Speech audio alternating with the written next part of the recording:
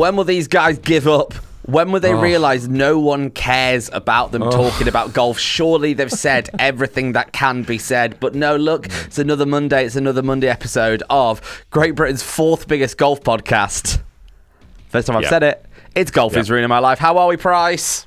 Oh, we're so good. Now, at the time of this episode dropping, we will have played together yesterday. I hope. I hope it happens, because sometimes life gets in the way. But right now, we are preparing for that. So Tom and I finally are going to play a bit of golf together on yesterday. So make sure you're checking our socials on yesterday. Keep an eye out on yesterday to see what we got up to. I'm really excited. We're also bringing my son, which is going to be potentially interesting.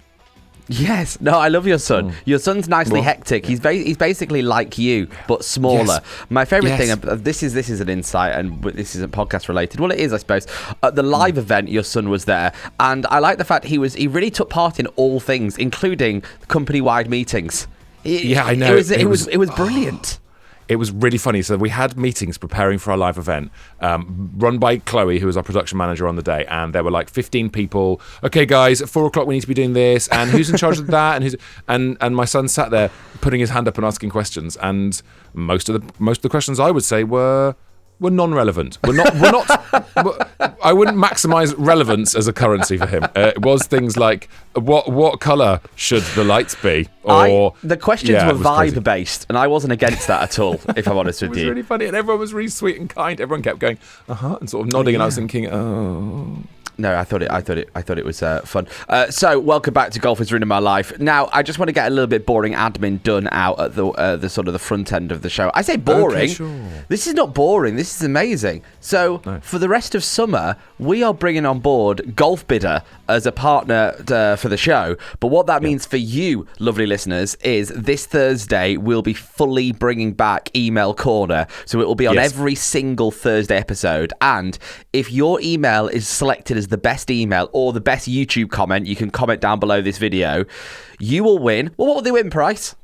You will win £50 to spend at Golf Bidder. How good a prize is that? A £50 Golf Bidder voucher. So that could either get most of, I don't know, like a wedge from a couple of years ago, or contribute towards getting yourself a brand new driver. 50 quid at Golf Bidder. Yeah. I would say if that was translated into buying new clubs, do you know what I mean? If we inflated that into new club money, that's like 150 quid, 200 quid's worth. 50 quid at Golf Bidder is a really good punch. Now, I filmed a video yesterday with a full set of irons. Granted, they were old irons, but I loved hitting them. The 50 quid voucher wouldn't be far off getting that full set of irons, which is madness. Like, genuinely, I think my full set of irons, yes, they were from like 2008 or something, but they hit beautifully. They were Mizunos. Yeah. They were like 80 quid. So for a couple of your own quid and an email read out on a silly podcast, you can have a brand new set of irons. It's fantastic. So we will be asking for emails. Tom, do we need to sort of suggest the theme for the emails for this Thursday then? Should we set that up now, or should we allow it to naturally evolve over the course of today's discussion? I think let's just naturally evolve. You know what we're like on this show. We want ridiculous stories. We want people pooing in golf holes. That's sort of it's still one of the best emails we've ever had on this show. Shout out actually someone at the live event who did a wee in the lift of the Belfry. That's the sort of, although we don't encourage that behaviour, goodness me, we don't. We do encourage it for emails. It's a very toilet-based beginning to the show. It really is. We've really kicked off in a very crude place. So looking forward to this weekend then. Obviously, we're recording this on Thursday. Tom and I are going to be playing on Sunday. When was the last time we played together? That's the first question for you. I think depressingly, maybe you would have to go all the way back onto my EG to places like the Shire. I think surely not the Shire. That's like 2 years ago, Price, since we teed it up. Yeah, that's mad. We played at our old place together, and then we recorded a podcast in the car. So we'll try and record a few bits of audio on Sunday.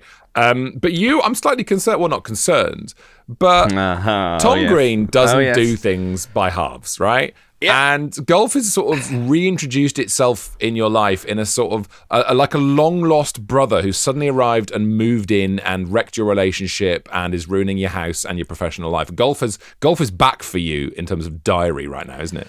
I am playing so much golf. And I'm loving it. This is the thing about joining a golf club. You can do the 9 holes thing. And that's what I've been doing. I've been popping up, doing my 9 holes, walking off, getting used to it. So we're playing on Sunday. I'll have played in Wimbledon on Friday afternoon with an old golfing friend who I've not seen in ages, Robbie. So I'm really excited for that. But I was playing yesterday, Tom, and I wanted to ask everyone a question to see what they thought of it, because Holbrook, obviously our original listener, sent us about 75,000 voice notes recently. And a point he raised in the voice notes was something I did yesterday. Go on. So I took my tripod down to the golf course and I filmed a couple of shots on the golf course for social media and a couple of videos we're doing, and there was no one behind us, there was no one behind me, there was the 4 or 5 holes behind me were completely clear, so I wasn't holding anyone up. But it raises the question, is it okay to film on the golf course, or is it slowing down golf? Well, I think it can slow things down. I was doing it the other day because I was filming some stuff with our new putters from Lab. Yeah. And again, it's that thing, isn't it? Do you ever get that feeling when you're doing something and the greenkeeper was on one of their tractors? They're probably not a tractor. There's probably a better tractor word. Truck, giant lawnmower. I don't know. Doing beautiful work. Putting the stripes in, Tom. Putting the stripes in. That's what he was doing. Baby. But I was filming and he was coming towards me and I thought, oh, I'm in trouble because I'm filming. And I thought, why would putting a tripod on why would that possibly... But anyway, I don't think there's anything wrong with doing it. And I think if you're by yourself, and clearly, obviously, you're not holding anyone up, there's also a lot of value to be had from it. And we always talk about, in golf generally, people film their swings, but very rarely do people film their putting. Well, this is what I was going to get onto, was, do we think there's value in filming swings? Because I've taken a lot from watching it back over the last 24 hours, because watching it from that sort of bird's eye view gives you a totally different perspective on your golf swing. Because, Tom, the age-old problem's back. Oh, the chicken wing. No, well, that's never left. That never left, unfortunately. A bit too quick. God, it's fast. I didn't think it was one. You sent me a vid last night. I mean, this is fast. This is the reality of this show. Please don't ever think for a second that this is an artifice and that we make up our insane like we are WhatsApp. I WhatsApp Tom more than my wife, right? Yep. And he's sending me messages yesterday evening at like 9 p.m. with videos of his golf swing, and I'm watching them back in slow motion. Tom, I haven't told you this. I start tracking it with my finger along WhatsApp, which is tricky to do because it gets jumpy on WhatsApp. So actually, on an admin note, Tom, if you could send me your golf swings with the HD thing clicked on, I can analyse them. Of course. But I worried that I think your swing's looking great. I didn't think it was too quick. I worried that you look a bit goat humpy at times. You coming in and it all looks like you get a bit squashed in there, right? As you're coming in to the ball. Listen, don't forget, I'm not a teacher, so this isn't a pro would be like, no, that's not a problem. But I just worried that it looked a bit squidged as you got in, and I wonder if that's because of not turning or something which a pro would have a better. What I've done there, which is quite annoying, is I've said, oh, there's a weird rash. I can't help with that. I don't think it's serious, but I just thought, worth pointing out.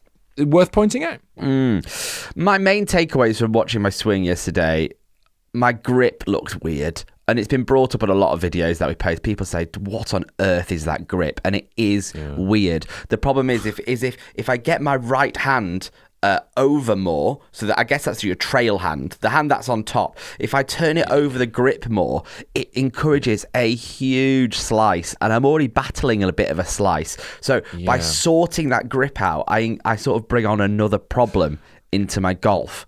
So yeah, it was quite a tough watch yesterday. No, I don't think it's that bad. I think you're being self-critical, and that is actually. I wonder how many of you do that. Do you film your swings? And I've made that mistake in the past. Felt really good about my game. Thought, oh, I feel good, therefore I'm going to film myself and celebrate the summit of my swing achievement. And then I watch the video, and the feeling good evaporates. So I'm very, very reticent to watch my swing back. However, I would say that. Watching your swing yesterday, the grip thing and the slice thing is something I'm really working on at the moment, because what I've realised I do is I cast. Do you know about casting? Yes, of course, yes. I've got so much chat on this, but do carry on. Well, casting is and often that is when you don't, well, in my case, I don't quite get to the top of the swing, and I'm at the top position, and instead of dropping in, that feeling of putting your right elbow and your hand into your right pocket, which is vital, I am now learning. Thanks for telling me that, guys. Instead of concentrating on that, what I tend to do is let that arm almost throw forwards. I'm trying to describe it for those of you listening, but it's almost like it just comes over the top and casting like fishing, like it goes outwards. Yeah. And that is giving you a big old out to in, and that is why I'm fading it. So at the moment, I'm really working on that feeling, and it physically hurts a bit. It physically hurts me. I can feel that muscle on my right sort of shoulder and into my arm. But I wonder if you've done that a bit. I wonder if you're casting. Do you know what hack motion is, Tom? Do you know what hack motion golf is? No, but I want to know. Let me tell you about hack motion. So we very much aren't working with hack motion. However, I engage with them online. I watch one of their videos, and now they're the only thing that gets served to me on Instagram, and I really want hack motion in my life. Okay, go on. What is hack motion? So what hack motion is it's a little device that connects to your wrist, and I think it goes onto your hand as well. And it has an app, and what it does is it shows you how your golf swing is in a sort of 3D model, and it tracks your wrists, and it gives you a bit of a breakdown as to whether you're too far, you're too shallow, you're too steep, you're casting, you've got a chicken wing. It's amazing. It looks absolutely brilliant because the fundamentals of the golf swing are something that I'm trying to sort out this year. If I'm ever going to get much better at this, I need to sort out all the fundamentals. So I'm really interested to see this hack motion thing. If any of you lot have used it, because it seems to be quite a big thing at the moment, have you found it beneficial? Because it's the sort of stuff that you would struggle to pick up on a video, and maybe a teacher might help you. But if you want to do it at home, hack motion seems to be the way of doing it. So they're really looking at wrist position. That's the sort of primary thing, and lots of other bits as well. Yeah, I think it attaches to your wrist, so I think it works on a lot of wrist position. But it's also stuff like casting is. That's what made me think about it. Is casting is a big thing. They say, like, oh, you're casting too much. You're casting too much. Or sometimes what I do is, it's what encourages the chicken wing. So when you get to the bottom of your swing, instead of the grip still leaning forward, so you're compressing it. My club face is sort of ahead of my wrists like that, and then that's what leads to this sort of. I know this is not great for the audio, guys. No, I think you're describing it weirdly quite well, actually. Yeah, go on. So instead of your wrists leaning forward, your club face leans forward. Then you get the chicken wing. Then you get a bent wrist, and it loses all power. The guys at Hack Motion have a way of visualizing that I think can help a lot of golfers. Because there's a video of Phil Mickelson doing the rounds, isn't there, talking about how any good golfer, any decent golfer, the first thing you see them do is that forward press. Yes. Because that forward, and that was so huge for me last season, towards the end, playing at Cruise Hill with John and Malcolm, when I suddenly put a proper compression on it and combined that. It's not just compression, but you can get that forward press and lock it into your trunk moving round. If that makes sense. So forward press locked in, then just turn your trunk round. And that one movement, I got more power and I got an extra 10 or 15 yards on my iron shots in that one thing. And I think I was doing 50% less. It felt like so much less because arms are the enemy. Yes. I really have learned this recently. Arms are the enemy. You get armsy, you go out to in, you start to cast, your shoulders and you get vulnerable to sort of stress and nerve movements. Just dropping in with that forward press built in, and then just turn your trunk, and it was such a game changer. Because I think what's killing me is I've got a combination of two big issues, which you see in a lot of amateurs games, and it involves it manifests itself in me thinning. That's my bad shot at the moment. It always has been my bad shot. The thin. It's not even. I sort of get away with them. This is the thing that I'm trying to get rid of. Right? And I had it the other day, par 3, took a 7-iron, got it onto the middle of the green, but it was a horrible shot, Tom. It was thin, it was bottom groove. There's nothing worse, right? And by the way, we should stop for ads, right? What we should do is let's find out what the second problem is after some ads. Yeah, okay, sure. What a cliffhanger. So, in what was the worst cliffhanger in all of golf history, find out what Green's second issue is. Well, now, I suppose. So, I'm hitting all these like thinny, bottom groovy ones, right? And what I'm trying when to do they bite though, that's so annoying when they bite because they go low and you know you've thinned it and you're cross, and the person you're playing with goes, oh well, hang on, look, it's stopped, because they can often really bite, and sometimes you can get, especially on par threes, you'd be like, oh, I'm absolutely in business here. And you cross, and people are like, well, don't be cross, it's a good result. And you're like, no, I'm still cross. Yeah, that's what I'm trying to work on this year is not just accept that as no pictures on a scorecard. Go, do you know what? That was a really poor striker. We need to work on that. So I think I've got a combination of two issues, which is bad weight transfer from right leg to left leg if you're a right-handed golfer. So I think that's my problem is my weight stays going backwards. So that means I'm coming up on the ball, I'm thinning it. Yes, and yes. That's very much what you've put the words around what I was sensing from the video I watched of you. Yes. It's that. It's leaning backwards, so it's bad weight transfer, and it's that not compressing iron, so having the club lead as opposed to having the shaft lead. When you combine both those issues, it's just a nightmare for your irons. Okay, I'm gonna wave a flag here, Tom. I'm gonna wave a red flag, okay, because something is happening, and I see this happen to myself, and I see this happen to all of us, right? We've all got this problem. Clutter. What you've described is all completely valid points, but now we're in the danger zone where Instagram feeds and us talking about it and us watching videos, all these things we didn't used to have in our games 10 years ago, they have massive... There's no doubt, these things have improved my game. Lessons with Howard are the main reason I've dropped so many shots in my handicap, but all this information has improved my game. However, you need to find a way now of distilling all of those things you were saying about weight transfer and stuff into a feeling, into a vibe. I know. Set, because otherwise you're going to go shoulder to the left, pivot, hold, move, and trunk through, and you're going to go insane. You need to turn it into a feeling. You need to turn it into, I would suggest, works for me, slow and loose, because loose means you're not scared of moving the body. Because if you start moving the body and then attacking that ball, you're going to get that weight transfer going. Because a lot of people, they don't attack. Often people don't try and hit the ball. Like, try and hit them. Just become a kid with a stick trying to hit a conker. Do you know what I mean? Yeah, just try. Yeah. But for loads of people as well, as is still the case with me, you don't try and you're so fixated on getting the ball in the air. I'm still fixated in not thinning it. I'm still fixated in trying to get that ball into the air. We all forget the major lesson that we all know deep down. Is just try and slam the ball into the ground. The loft on the club will get it into the air. Just hit the ball down, compress it, and it will work. God, this is a particularly swing geeky episode. I'm sorry, guys. It's great. It's absolutely what I'm here for. To be honest, I'm really looking forward to Sunday. We're going to bore my son to absolute tears. Oh yeah, he'll walk off after 9. I can't wait. He genuinely will. He will say, "Can I go and have chips now?" And that my back nine's when I'll shoot scratch. So at the moment, I went up to mine the other day.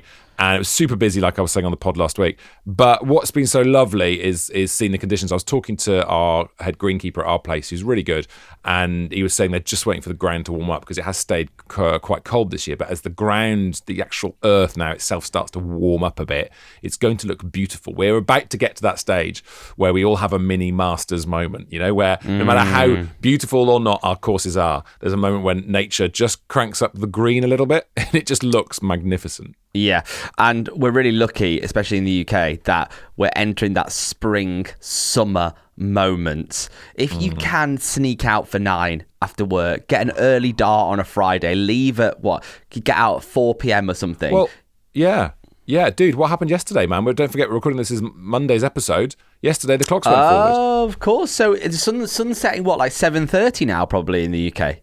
7:30, something like that. I mean... You can get, if you've got time, get to your course at 6 p.m. You're going to get, and you're by yourself and it's quiet. You can get 9 in, man. Definitely. Yeah. I do think as well, what I really enjoyed doing over the last few days was, and this is easier for me because I've just joined a place, so you have that childlike excitement of learning the course. I've really enjoyed just playing the course and... okay, learning, that's where you want to be if you're going to come in on this hole. Or, okay, if this is where I am on the green, this is what it's going to roll like. It's been really helpful to learn the contours of the course and to learn Because there's moments where, especially my place now, where, okay, there's big valleys and gullies and you're like, oh, God, I don't want to go over there. And then you learn, do you know what? If you do go over there, you get a lot of runaway. And at the bottom of it, it's actually a pretty good place to be. I think the biggest learn I've had doing this podcast is when we played with Simon Dyson, who I absolutely love, and we should get him back on. He's a top guy, and he does great content across the interweb. Playing with him at your place, in fact, and him talking about plotting, him talking about, he's the best golfer I've ever played with, right? There's no doubt. And his main thing was, well, I want to be over there because that's my next shot in. And I was like, oh yeah, of course. But I never think like that. And I play my course again and again and again. And I'll stand on the tee, and we all know my big weakness is my tee shots. And I'll go, we'll just get it down there. Whereas as soon as you say to me, imagine there's a green, there's a par 3 on the way to this par 4, and that's your landing area. If you said that to me, and this is Bob Rotella stuff, and you become target fixated, which is what Simon was like, you plot your way around, and you don't go, oh, it's driver. You go, well, hang on. No, I'll just take my rescue here. I'll take my 7 wood here because I just need to get there. So I've got, and he was, and that thing, this is a sign of the next level that not enough golfers think like this, and less good golfers can do this and should do this as well. Go, well, I like 120 yards in. So I remember the hole when Dyson said that. It was the par 4 downhill. I remember exactly where we were when he was like, I could hit driver, but there's water at the end, and I'm going to have a pretty icky yardage in. And I think it was me or you that were playing with him on that hole. And he said, so what yardage do you like? And we're like, yes, it was you. What? Yes. Hold on. We're thinking about our next shot already. It's like, that's what you got to do. It's a total game changer. You are sort of parenting your future self. You are looking after the next shot. It's true, but we don't think like that. We all think like we're just standing there, let's go for it. Oh, a good drive's going to be good. And then you hit a good drive and go, oh, cool.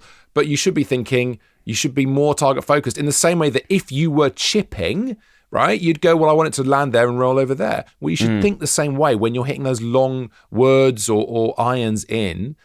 I want to plot my way around. And it totally, one of the reasons I had that great round at the beginning of the year is because I was really thinking like that. I wasn't thinking gangbusters, fireworks, go Hollywood. I was very calm and dull. And I think this sort of mentality is going to come into my game because I looking at the first on our place yesterday. So short par 4. It's a very short par 4. So I was pin high off the green on the right. Oh, wow. Right? So all of a sudden you think, hold on, this is a drivable par 4.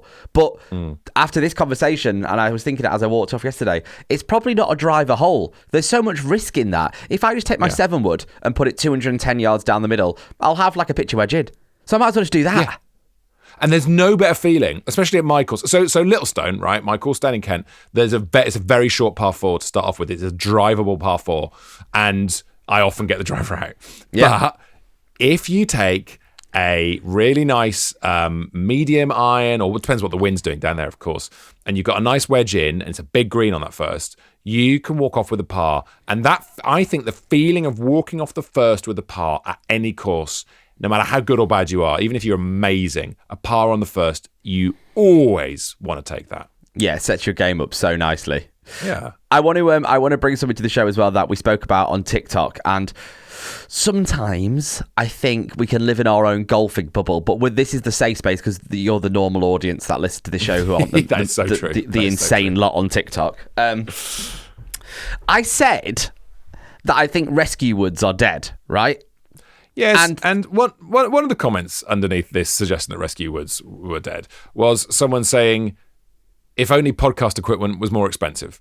Which, I regret replying, if only your mum's contraception was cheaper. I shouldn't have done that. Yes, and I'm sorry. That's a problem. We shouldn't be doing that. And also, the podcast equipment is more expensive line is such a stolen line that the whole internet uses. It's not original work. But anyway, I do think that I'm right about this. I don't know anyone that's hitting rescue woods anyway. Yes, I get it. Some people do. And some people like that club in the bag. Just since the resurgence of the 7 wood and the 5 wood, I think that has made rescue woods completely redundant. Yeah. No, I think you're absolutely right. And it's a take that, when you said it to me when we were recording the video the other day, I was like, not really. And the more we spoke about it, the more I was like, Yeah, they're just there. I think there will be a fad that people will look back on and go, what, the sort of thing that's not an iron and not a wood, and you don't know whether to hit down on it. Like it built into to one of those clubs is a confusing, how do I hit this? I'm never clear on how they're meant to be hit. I'm a firm believer that everyone should put the 7-wood in the bag. I had it again yesterday. I had a bit of just hitting this slicey drive that's really annoying, put me in the rough, left me a long way into what was already stroke index 1 hole. My God, making it even harder. Took my 7-wood, put it onto the approach. Brilliant. There you go, Cheers. man. And Thanks, that's a killer. If you're doing match play, that's such a killer. We're getting towards the end. I've got. We were going to talk about what our email's going to be for this week's email corner, or indeed comment corner. I've got an idea, Tom. Can I suggest an idea? I'd love that, please. So we're talking about the hybrids thing, and I think you're bang on, and it set TikTok on fire, which is funny. I wonder. I'd like to know, what is your hot take that you think would set TikTok on fire, right? If you've got something which you believe strongly about golf, right, which you always grumble about to your mates, which you bring up from time to time, and you've got your pet theory, right? Let us know. Drop us an email or write in the comments here on YouTube. What is your pet theory, okay? And we will read them out. We will choose our favourite, and our favourite will win £50 to spend at a golf bidder. What do you think? Yeah, that sounds perfect. So your hot take that you think would break the internet, and you think, maybe I'm the only one that thinks this, but I really believe it. Okay, the Toms at golfisruiningmylife.co.uk, and another way of entering is just slam a comment on below this video on YouTube, and we're going to pick our favourite, and you're going to win £50 at golf bidder. Very quickly before we end, Tom, I had a depressing realisation yesterday. Oh no, go on. So I hit 2 drives on that stroke index 1 hole, and the first drive I absolutely creamed, right? Yeah. Creamed. The next drive, I hit slicey and was a little bit all over the place. The difference in yardage, about 10 yards. No. About 10 yards.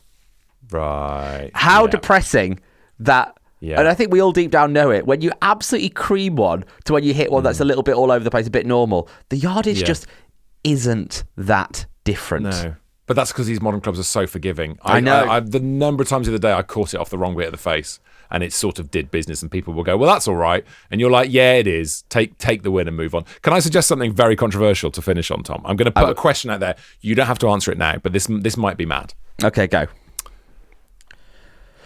Do we put a card in on Sunday?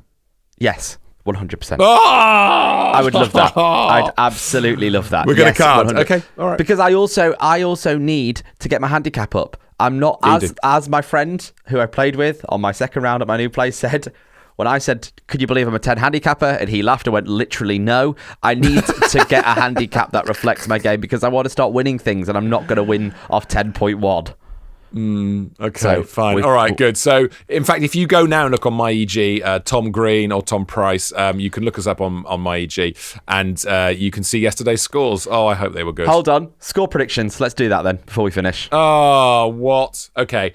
I would be happy with playing that course. I'll be happy with 10 over. Really happy with 10 over. Between 8 and 10 over. As long as my score doesn't start with a 9, I'll be joyous. I will be in heaven if it doesn't start with a 9. MyEG, Tom Green, Tom Price, check us out. And thank you so much to Golf Bidder, who we're working with for the rest of summer. Remember, get those emails, get those comments in, get that £50 voucher, which basically bought me a full set of old irons, which I'm adoring at the moment, which is totally Are you going to play with those on Sunday? Are you allowed to? No. Play with my irons, because these old irons are old lofts, so I lost about 15 yards on every single club. Although they were beautiful to hit.